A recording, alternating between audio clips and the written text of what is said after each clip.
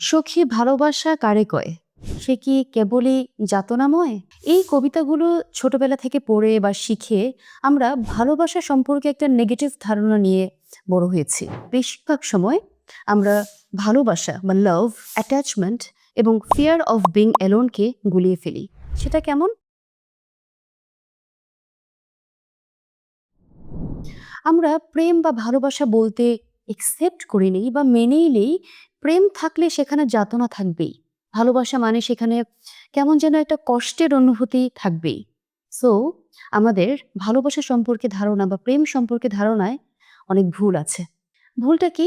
আমরা অনেক সময় না বেশিরভাগ সময় আমরা ভালোবাসা বা লাভ, অ্যাটাচমেন্ট এবং ফিয়ার অফ বিং অ্যালোনকে গুলিয়ে ফেলি।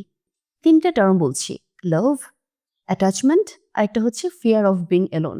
কোনটা ভালোবাসা, কোনটা অ্যাটাচমেন্ট, আনহেলদি অ্যাটাচমেন্ট অ্যান্ড কোনটা হচ্ছে গিয়ে আমার একা হয়ে যাওয়ার ভয়, একা থাকার ভয়।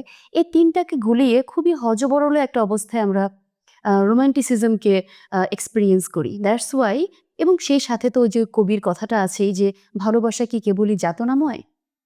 আমরা মেনেই নেই যে ভালোবাসায় মাঝে ভালো কিছু থাকবে বাট আমরা কাঁদবো, আমরা কষ্ট পাবো, বিচ্ছেদ থাকবে এবং প্রচুর পরিমাণে হিউমিলিয়েশন থাকবে, অপমান থাকবে, হ্যাঁ, হার্ট ব্রেক থাকবে, কষ্ট থাকবে। এই কষ্টগুলো বোধহয় আসলেই ভালোবাসাকে ডিফাইন করে। কষ্টে আছে তার মানে এটাই বোধহয় প্রেম, এটাই বোধহয় ভালোবাসা। কবিরা তো বলে গিয়েছেন। তার মানে এটা তো মিথ্যা না? সো আমরা যখন ভালোবাসা এক্সপেরিয়েন্স করব, বেশ কয়েকটা বেসিক জিনিস আমাদের মাথায় রাখতে হবে যে, আমরা কি ডিফারেনশিয়েট করতে পারছি কিনা? কোনটা ভালোবাসা, কোনটা আনহেলদি অ্যাটাচমেন্ট এবং কোনটা ফিয়ার অফ বিং অ্যালোন। যদি আপনি কাউকে ভালোবাসেন বা যদি আপনাদের সম্পর্কটা সত্যিই ভালোবাসার হয়, প্রেম বা ভালোবাসা কখনো আপনাকে আনহেলদি বা টক্সিক কোনো ফিলিং দেবে না, কষ্ট দেবে না। ভালোবাসা সবসময় পিস দিবে আপনাকে, শান্তি দিবে।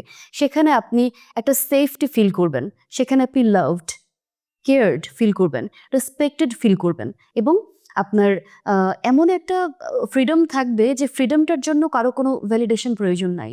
আপনার নিজের মতো করে থাকা, নিজের just the way you are এভাবে থাকার জন্য কারো ভ্যালিডেশন প্রয়োজন হবে না। এই ফ্রিডমটা যখন থাকবে সেটা হচ্ছে লাভ, সেটা হচ্ছে ভালোবাসা। আর অপরদিকে অ্যাটাচমেন্ট জিনিসটা কি? অ্যাটাচমেন্ট হলো বিশেষ করে যেটা আনহেলদি অ্যাটাচমেন্ট, অ্যাটাচমেন্ট হয় প্রচুর পরিমাণে ইন্টেন্স।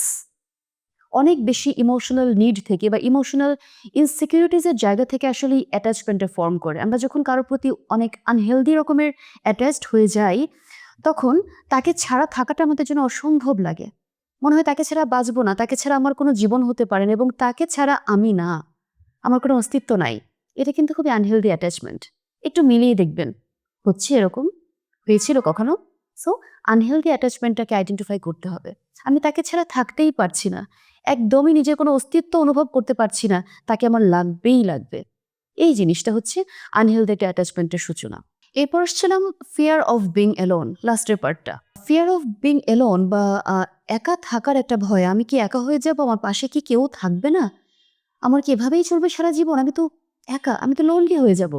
এই ফিয়ারটা অনেক সময় আমাদেরকে তাড়না করে। এই ফিয়ারটা হচ্ছে খুব শান্ত বা কোয়াইট বাট খুব পাওয়ারফুল একটা ফোর্স, যেটা আপনাকে কনভিন্স করেই ছাড়বে যে something is better than nothing. নাই মামার চেয়ে কানা মামা ভালো। কিছু একটা তো আছে, কোনো একজন তো আছে।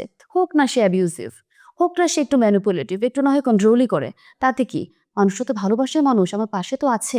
কেউ একজন তো আছে। আপনি যখন ফিয়ার অফ বিং অ্যালোন এই সেন্স নিয়ে ভালোবাসার সম্পর্কে জড়াবেন, you will always settle for less. আপনি সবসময় একটা ফিলিং এর ভেতর দিয়ে থাকবেন যে কেউ একজন তো আছে, something is better then nothing. So দেখুন, ভালোবাসা কখনোই আনহেলদি অ্যাটাচমেন্ট না।